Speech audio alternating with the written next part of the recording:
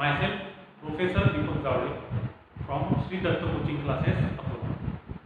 Today we are going to see the topic of relation between linear velocity and angular velocity during the particle performing circular motion.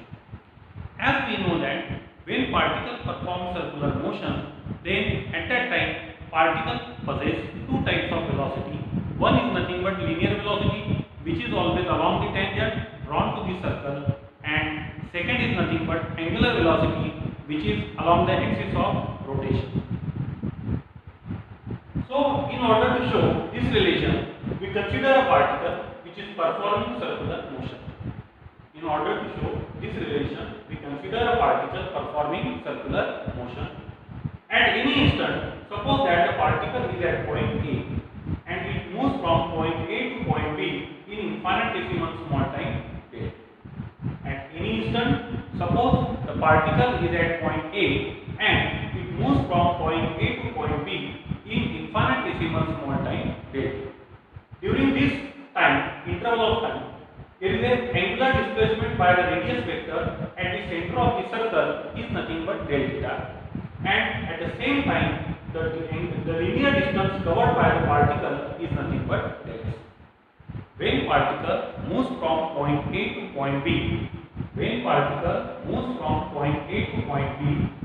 small interval of time del t, that is infinitesimal small time del t, during that time the radius vector subtend the angle at the center of the circle, which is nothing but del theta, and the linear distance covered by the particle is nothing but del s. Del theta is the angular displacement and del s is nothing but the linear distance covered in time del t. As delta t tends to 0, del theta tends to 0. As delta t tends to 0, del theta tends to 0. इस concept को ध्यान रखें कि जब particle A से B position तक के गया तो उसको लगने वाला जो टाइम है वो अप्रोक्सीमेटली 0 है. Delta t tends to 0 means approximately tends to 0 है. तो उस वक्त उस पार्टिकल का जो एंगुलर डिस्प्लेसमेंट हुआ वो एंगुलर डिस्प्लेसमेंट भी अप्रोक्सीमेटली क्या हुआ है, 0 की तरफ अप्रोच हुआ है. So if delta t tends to 0, then del theta tends to 0. Hence we can say that the distance covered by the particle from point A to point B, hence the distance covered by the particle from point A to point B, that is nothing but instead of RAB is approximately equal to chord AB. The distance covered by the particle during the time del t is nothing but instead of RKB it is nothing but chord AB. Why we can say that? अगर आप कोई भी एक बड़ा circle लेते हैं, बहुत बड़े रेडियस का सर्कल लेते हैं और बहुत बड़े रेडियस का एक छोटा सा पार्ट लेते हैं, बहुत बड़े सर्कल का एक बहुत छोटा सा पार्ट लेते हैं, तो वो it is approximately a straight line. So when point moves from point A, when particle moves from point A to point B, the distance covered by the particle is approximately along a straight line, and this distance is nothing but del s. As this distance is del s, this linear distance, we can say that particle moves along a straight line, and at that time it produces a linear velocity vector. So as delta t tends to 0, del theta tends to 0, hence the distance covered by the particle is also a very small, and that's why the distance is linear displacement, and hence the particle possesses a linear velocity or linear speed. If we find out the linear speed, we know the general formula for linear speed. Linear speed is equal to distance upon time. Linear speed is equal to distance upon time. So V equals to limit delta t tends to 0 del s upon del t. V equals to limit delta t tends to 0 del s upon del t. Why we consider limit delta t tends to 0? Because the particle moves from point A to point B.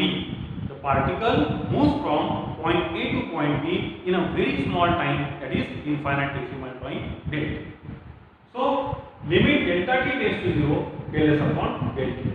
But as we know that del s, that is the distance, it is equal to, that is the arc length, that is nothing but a arc length. So del s is equal to r into del theta. Del s is nothing but linear distance it is equal to r into del theta. So v equals to limit delta t tends to 0 r into del theta upon del t. Instead of del s we can write r into del theta, or instead of del s we substitute r into del theta. Now r is nothing but the radius of circle which is always remains constant during circular motion. जब ये particle uniform circular motion perform कर रहा है या circular motion perform कर रहा है, तो ऐसे कंडीशन में सर्कल की जो रेडियस है वो फिक्स है, और इसीलिए इसको अपन लिमिट के बाहर निकालेंगे.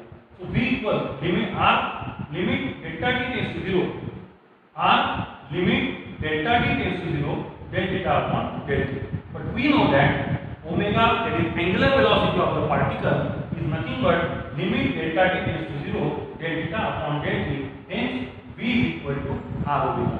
In vector notation or in vector form, vector v is equal to vector omega cross vector r. Remember that in magnitude v is equal to r omega. Remember that in magnitude v equals to be written as v equals to r omega. But in a vector form, it is written in the form of vector v is equal to vector omega cross vector r. So in this way, we can explain the relation between linear velocity, angular velocity of a particle which is performing circular motion. If you like this video, then share. Please do share and subscribe my channel.